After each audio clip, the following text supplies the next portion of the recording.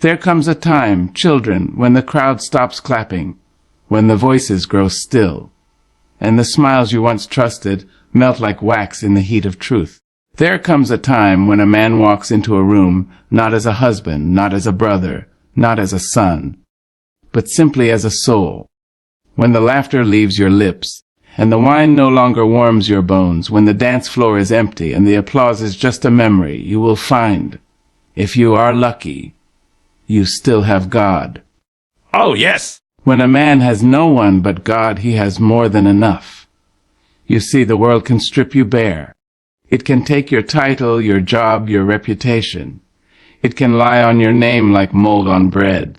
It can leave you in the cold, without shoes, without shelter, without even a kind word to cradle your weary head. But if you still got God, then baby, you still got breath. You still got purpose. You still got power. When the world grows quiet, when the music fades and the laughter dies down, a man may find himself standing in the middle of silence with nothing but his own breath and the beat of his heart echoing in the hollow. There, in the midst of nothingness. When the phone stops ringing, when the footsteps no longer march toward him but away, he must come face to face with the truth of his own soul.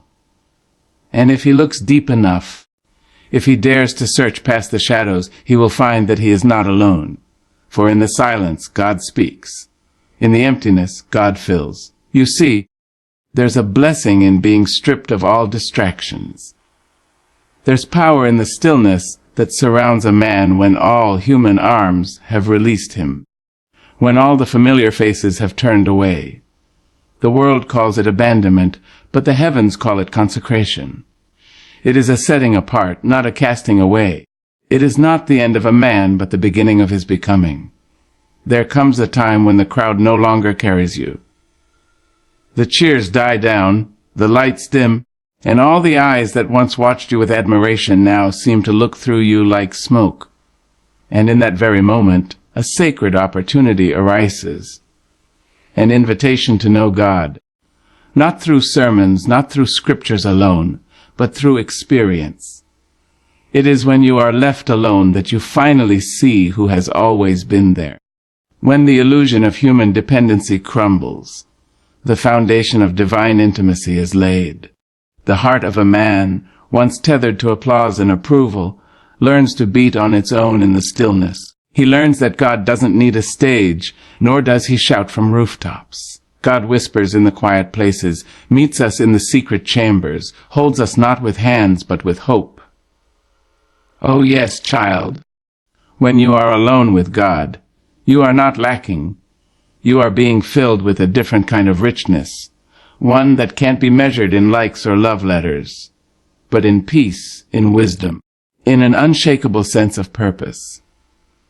There's a peculiar strength that rises in a man who walks through the valley with no one to lean on but the Lord, the kind of strength that don't make noise but moves mountains, the kind of faith that's not loud but unbreakable. That man begins to walk not with the swagger of pride, but with the stillness of assurance. He is not looking to be seen, for he has been seen by the only eyes that matter. He is not yearning to be loved, for he has been loved since the beginning of time. In the quiet, God begins to build. He chisels away the false confidence and carves out true humility. He uproots the fear planted by past rejection and sows seeds of courage. He takes the broken pieces left by man and reshapes them into a vessel worthy of divine oil. That man, that lonely man, becomes God's man, not made by the hands of the world, but by the breath of the Almighty. A man alone with God learns patience. Not the kind of patience that waits in misery, but the kind that waits in hope. He learns to sit in the darkness with faith that the dawn will come. He learns to walk in silence, trusting that every step is guided. He learns to pray not for company, but for clarity. He learns to say, "Thy will be done," and mean it, not because it sounds holy, because it is the only thing he has left to say. And oh, what beauty blooms in the soil of solitude! It is in that lonely garden that joy sprouts, Not the joy that depends on circumstance, but the joy that knows God is present even when nothing else is. That man discovers laughter not from jokes but from grace. He finds music in the sound of his own praise. He finds warmth not from touch but from truth. Now, don't get me wrong. Being alone with God is not without its aches. There are nights when the silence stings. There are days when the echo of your own voice is the only companion. But even in that ache, there is a sacred rhythm, a holy pull that keeps the soul tethered to heaven. And after a while, the ache becomes the altar. The loneliness becomes the lesson. And that man becomes a lantern, lit from within, shining in places others fear to walk. When a man has no one but God, he does not become bitter. No, he becomes better. Better at listening, better at loving, better at forgiving, better at being. He stops chasing empty validation and starts seeking eternal revelation. He lets go of the need to be understood and leans into the joy of being known by the one who crafted his soul. It is not the crowd that defines a man. It is not the woman on his arm or the friends at his table. It is not the job title or the bank account. It is what he holds onto when everything else slips away. And if what he holds is God, then that man is not merely surviving. He is thriving, rooted in something deeper than time and stronger than pain. So if today you find yourself alone, no one calling your name, no one waiting at your door, do not despair. Do not fold under the weight of solitude. Instead, lean into it. Press your ear to the silence and listen for the voice that never leaves. Turn your tears into prayers and your fears into faith. Know that the absence of people is not the absence of purpose. For when a man has no one but God, he holds in his hands the essence of everything he needs. He walks with the Creator. He communes with the King. He is covered, carried, and called by the one who knew him before he was formed. And that, my dear, is more than enough. That is everything. Sometimes life takes everything from a man, not to destroy him, but to reveal to him what cannot be taken. People will come into your life with flowers in their hands and honey on their tongues. They will promise the stars. They will stay for the sunshine. But when the thunder starts to roll, when the winds begin to blow, you will see, clearer than ever, who was standing for you and who was only leaning on you. And when all the hands that once held you fall away like autumn leaves in October, the hand of God will still be there, steady, unmoved, unwavering. Oh, what a holy sight it is to watch a man come to understand that God's presence is greater than human absence. It is a soul-deep knowing. It is a lesson not taught in classrooms or written in books. It is learned in the wilderness, in the valley, in the echo of a room too quiet for comfort. It is when the footsteps of friends fade away, when the laughter grows faint, and the seat beside you stays empty night after night. That is where the truth whispers in. For every person that left without reason, God stood closer. For every time they turned their back, the Lord turned his face toward you. For every no they gave you, God prepared a better eyes that had your name etched in heavenly ink. God does not fill in for the ones who abandoned you. He surpasses them. His presence does not match their touch. It transforms your spirit. His love does not imitate theirs. It ignites something eternal within you. You see, the world teaches us that we need people to be whole, that we need applause to be worthy, that without love letters, friendships, handshakes, and invitations, we are nothing but empty cups waiting to be filled. But the soul knows better. The spirit knows deeper. The man who has walked through fire alone knows that some cups were never meant to be filled by other hands. Some cups, child, are filled by God himself. And that is a sweetness no human can pour. When you have cried into your own hands and no one came running. When you've shouted into the dark and no echo came back, when you've held your own body, shaking from loss, trembling from rejection, aching from betrayal, and no comfort came through the door. Yet still, somehow, you felt a peace, a breath, a warmth inside your chest. That was God. That was His Spirit saying, "You are not alone, not now, not ever." Sometimes the Lord will allow the floor to fall out from under you so you'll finally stop standing on people and start standing on faith. He will quiet the noise so you can hear His whisper. He will dry up every other stream so you will drink only from the well that never runs dry. And when you do, oh, how mighty you'll feel. Not because you have gained the world, but because you have found the one who owns it. People may forget your name, child. They may forget your birthday, your smile, your worth, but God never forgets. While others are writing you off, He is writing your name on the palm of His hand. While they are busy turning the page on you, He is still telling your story. His presence is not seasonal. His love is not situational. His grace is not conditional. It stays. It holds. It lasts. And there is something magnificent, something regal about a man who walks forward without the crowd. A man who steps out into the unknown with no map but faith, no companion but the Spirit. The world may call him a fool, but heaven calls him chosen. And that man, he carries something in his eyes that the world can't explain. A stillness, a knowing, a fire, not born of this world, but born of that divine presence that never leaves, never breaks, never abandons. When a man learns in God's presence, he no longer chases people to stay. He no longer pleads for affection or begs for belonging. He stops performing for acceptance.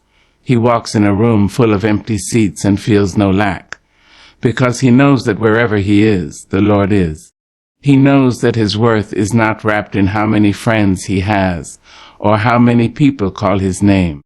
His worth is wrapped in the blood of a Savior who called him beloved long before the world gave him a name. That's what God's presence does. It fills up the spaces left hollow by human absence. It binds the wounds left bleeding by careless goodbyes. It builds altars where others left ashes. It brings gardens out of graves. And when you've been held by God, you stop reaching for what doesn't feed you. You stop settling for crumbs when you've tasted heavenly bread. You stop being desperate for love when you've known the lover of your soul. Let them walk away. Let them choose silence over truth. Let them forget. For their absence only made room for God's presence. And that presence, it will carry you when your legs give out. It will speak to you when the world goes mute. It will fight for you when you no longer have the strength to lift your voice. It will be a light in your darkest hours, a balm for your bruised heart, and a guide when your eyes are full of tears. So don't you weep long for the ones who left. Don't you lose yourself trying to chase shadows. Don't bow your head for those who could not see your light. Lift your chin, child. Lift your hands. Because the one who formed the stars also formed you, and He has never walked away. His love is not on trial. His presence is not in question. For the truth is, you were never truly alone, and you never will be. God's presence does not fill a space. It becomes the space. It doesn't just visit, it dwells. And when everyone else is gone, He stays. When the door is closed, He knocks from the inside. And when the room is empty, He fills it with glory. Yes, His presence is greater than their absence. And His love is enough. Always. There are moments in this life, baby, when the fire comes not to destroy you, but to define you. When the winds howl and the rain lashes down upon your roof, and everything you built with your own 2 hands seems to tremble. People will scatter like leaves in a storm. Promises once wrapped in velvet tones will blow away like dust. But you will remain, bent maybe, scared perhaps, but still standing. When a man has walked through abandonment, disappointment, heartbreak, and silence, and still chooses to cling to the hem of God's garment, there in that very choice, a new kind of strength is born. Not the kind that shows up in clenched fists or puffed chests. No, this strength is quieter. It hums in the bones and rests in the soul. It's a holy strength, forged not in applause, but in affliction. Not in celebration, but in crushing. Oh, yes. There's something sacred about the man who learns how to stand when all others have walked away. Something unshakable about the soul that has been stripped and still sings. For you see, strength is not only in the muscles of the body, it is in the muscles of the spirit. And the spirit grows strong when it lifts burdens only God can see. Don't you know? A man refined by solitude becomes a fortress. One who has prayed with no response, who has sat with the silence of heaven and still believed, becomes a warrior of faith. One who has known the age of betrayal and still chosen forgiveness, he becomes a cathedral of grace. And when the world looks at him and wonders how he's still breathing, still standing, still hoping, they won't understand. But that's all right. His strength was never meant to be understood. It was meant to be lived. He didn't get strong by accident. No, child.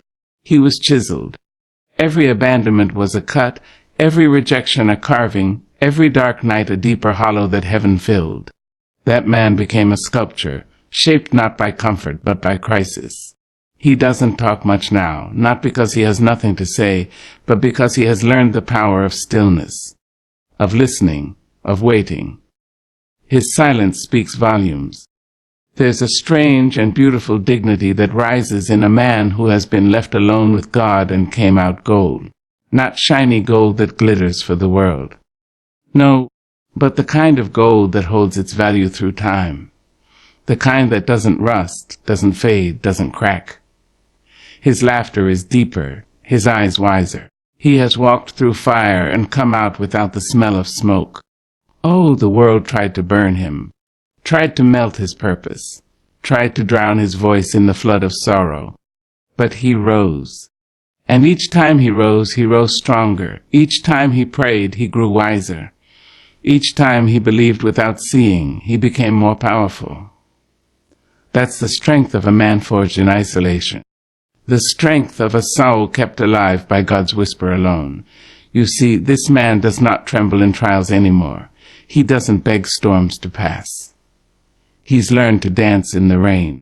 He's learned that the thunder is just God rearranging the heavens.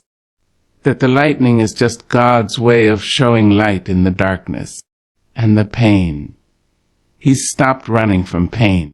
He's learned that pain is the midwife of purpose. And when people come now, they see something in him they can't name. A peace that doesn't come from pleasure. A joy that doesn't require applause. A confidence that doesn't need confirmation. It's because his spirit has roots now. Roots that run deep into the river of God's presence. Roots that won't snap in a storm or sway in the winds of opinion. Roots that have touched something eternal. This man has stood alone in the hallway of life, waiting for a door that would not open, and still chosen to praise. He has wept in empty rooms and still whispered, "Thank you." He has been misunderstood, misused, and mistaken, and still chosen to walk in love. And because of that, he has become immovable, not unfeeling, not unkind, but unbreakable.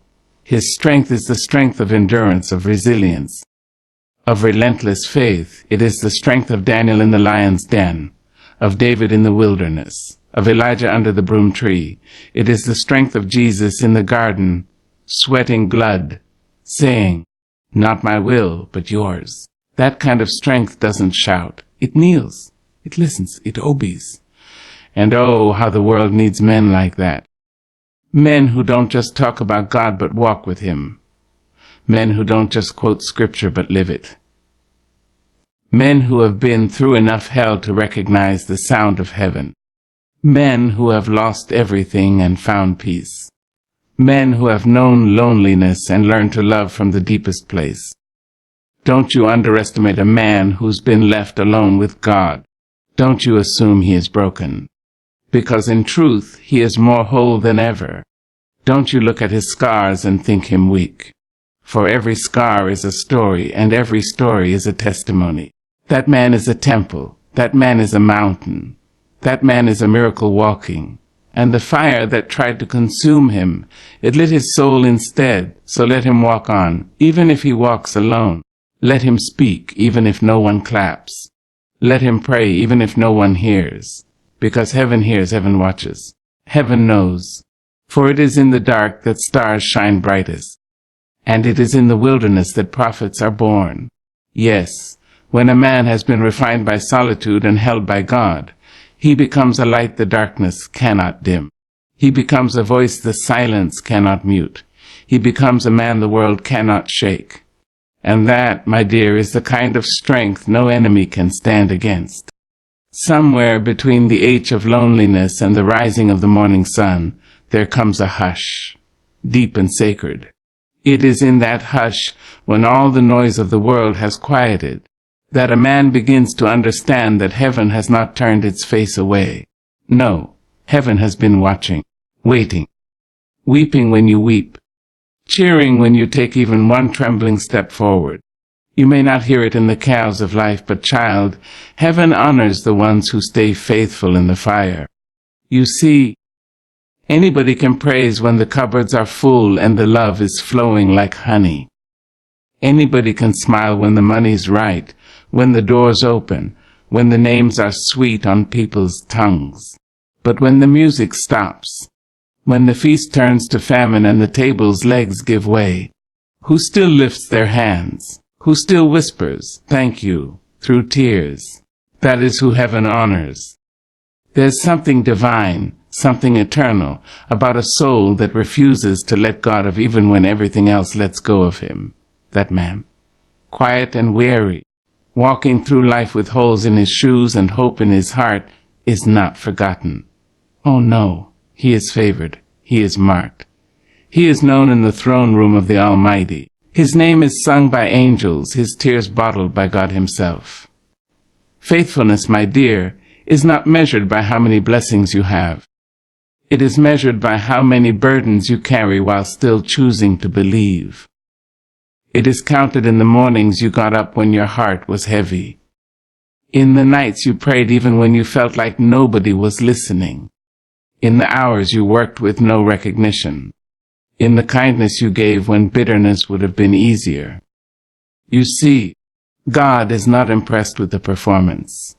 He is moved by the persistence, by the widow who gives her last coin, by the prisoner who still sings in chains, by the broken man who still says, "They will be done." And when that kind of faith rises up, raw, ragged, and real, the heavens lean low to honor it.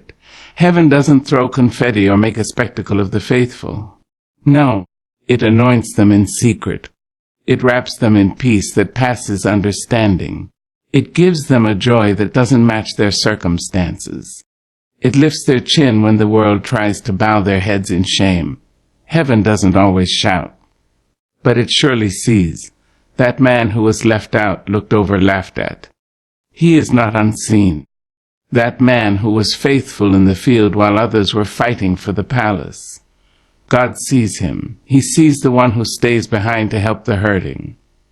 He sees the one who keeps serving, keeps sowing, keeps showing up, without cameras, without claps. And when heaven sees, heaven responds. Do not be fooled, child, by the quiet. For even in the quiet, heaven is moving.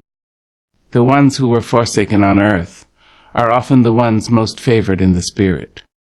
The ones overlooked by man are often chosen by God for the highest callings. For God does not choose the mighty. He makes the willing mighty through obedience, through endurance, through faith. You think your pain went unnoticed. You think your silence was in vain. Oh, no, baby. Every tear you cried was caught. Every sigh you released was recorded. And every time you chose love over hate, grace over revenge, faith over fear, God was watching. He was smiling. He was preparing a crown for the man who endures, who walks by faith when he can't even see his next step, who trusts when trust feels like a rope burning through the skin. He becomes a living testimony.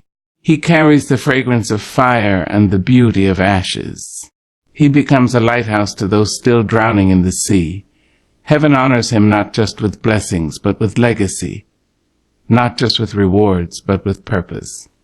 His name may not be in lights, but it is written in the book of life. And that book, my dear, carries more weight than any resume, any title, any earthly treasure. So, when they forget your birthday, when no one calls, when the seats at your table stay empty, remember this: heaven knows. Heaven celebrates you not for your success, but for your surrender. Not for your victories, but for your virtues. Not for your wealth, but for your worship in the wilderness. Let others chase fame and favor from man. Let them gather crowns that rust. You, beloved, keep pressing forward. Keep walking your road. Keep trusting the God who sees. Because when the world forgets your name, heaven builds a monument in your honor. And the glory that awaits the faithful. Oh, it's not just in the next life. No. Sometimes God will prepare a table for you in front of the very ones who walked away. Sometimes He will lift you in due season, not out of revenge, but to reveal His righteousness. Your faith is a seed, and it will bloom when the time is right. Do not grow weary in well-doing. Do not let bitterness rot your roots. Stay grounded in grace. Hold fast to hope. Speak life when death tries to whisper in your ear. Serve anyway. Trust anyway, because heaven honors the forsaken but faithful, the ones who have no chair behind them but still sing, the ones with no audience but still act in righteousness, the ones with no arms around them but still love wide. You are not invisible to the Almighty. You are engraved in His heart. And one day, whether in this world or the next, you will hear Him say, "Well done, child," is the highest honor there is. There is a kind of power, a quiet and holy power, that rises when a man stops chasing shadows. When he lays down the need for recognition, when he steps off the stage and into the sanctuary of solitude, he finds something far more precious than popularity. He finds peace. And child, let me tell you, peace that comes from God is worth more than applause from the world. This world will fool you. It will sell you dreams stitched together with noise. It will tell you to hustle, to strive, to perform until your soul is spent and your smile is fake. It will say, be louder, be seen, be liked. And if you're not careful, you'll wake up one day wearing a mask you forgot how to take off. But when a man has nothing left to prove, when he realizes that the spotlight blinds more than it blesses, he learns to sit with himself, and that sitting, that stillness, becomes sacred. You see, the anointing doesn't come to those who seek the crowd. It falls on those who seek the cross. It's not birthed in the presence of people, but in the presence of God. And it often comes in the quiet. Yes, in the lonely corners of life, where only heaven can see you. The oil flows not when you are celebrated, but when you are surrendered. That man who's been hidden, who's walked through dark valleys and shut doors, who's heard more no than eyes. He may look ordinary to the world, but oh, he's a vessel, a carrier of fire, a keeper of truth.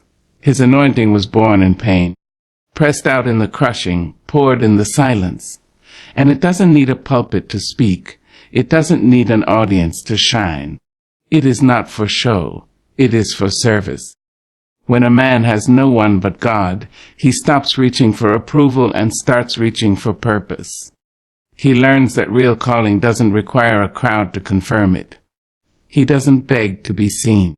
He doesn't shout to be heard. He doesn't push through doors that were never his. Because he knows that what God has for him cannot be taken, cannot be delayed, cannot be denied. You see, the world hands out validation like it's candy, sweet and cheap, melting before it even touches your spirit. But the Lord, oh, the Lord gives affirmation in whispers that steady the soul. He speaks to the heart in ways no amount of likes or followers ever could. And when you've heard God call your name, when you've heard Him say, "You are mine," you won't need to be called great by men. You'll already know you are beloved by heaven. That man who's been anointed in private will walk with power in public. But don't be fooled. It's not the kind of power that demands. It's the kind that commands by simply being. He doesn't need to boast. His presence carries the echo of prayers prayed in the dark. His steps are laced with obedience. His words, when he speaks, are soaked in grace and fire. He has learned the beauty of silence, the strength in waiting, the wisdom of walking slowly. He has stopped racing toward things that glitter because he has tasted glory. And glory is not loud. It is lasting. Glory doesn't flash. It rests. And on him it rests heavy. Let others chase platforms. Let them scramble for titles. Let them build their kingdoms on sand. The anointed man, he builds on the rock. He builds with trust. Tearth time. And what he builds lasts because it was never about him. It was always about the one who sent him. And oh, how dangerous he becomes. How divinely dangerous, when he no longer needs the world to affirm him, because then he can go where others won't. He can speak truth when it's unpopular. He can love when it hurts. He can forgive when it's unfair. Because he isn't living for the cheers of men. He's living for the crown of righteousness. He's not bitter about the silence anymore. He blesses it. He doesn't mourn the lost friendships or the empty seats. He thanks God for pruning, for shaping, for removing anything that could not carry the weight of his calling. And because he knows who walked away, he also knows who stayed. And that, my child, is the power of being alone with God. You learn who truly matters. A man anointed in the absence of applause becomes a light that the darkness cannot comprehend. He becomes a balm to the broken, a shelter for the lost. He becomes a testimony, not because he has never fallen, but because he got back up, not because he was perfect, but because he was willing to be alone, willing to wait, willing to trust. And when God finds a willing man, he finds a miracle in motion. So don't pity the man who walks without company. Don't assume he's forgotten. That man who sits alone with his Bible and tears, who worships when no one's watching, who walks when no one claps. He is wrapped in glory the world cannot see. He is cloaked in power the world cannot comprehend. He is held, chosen, anointed. And when his time comes, when the Lord says, now, he will rise, not loud, not proud, but full of oil, full of wisdom, full of heaven, because he didn't spend his waiting season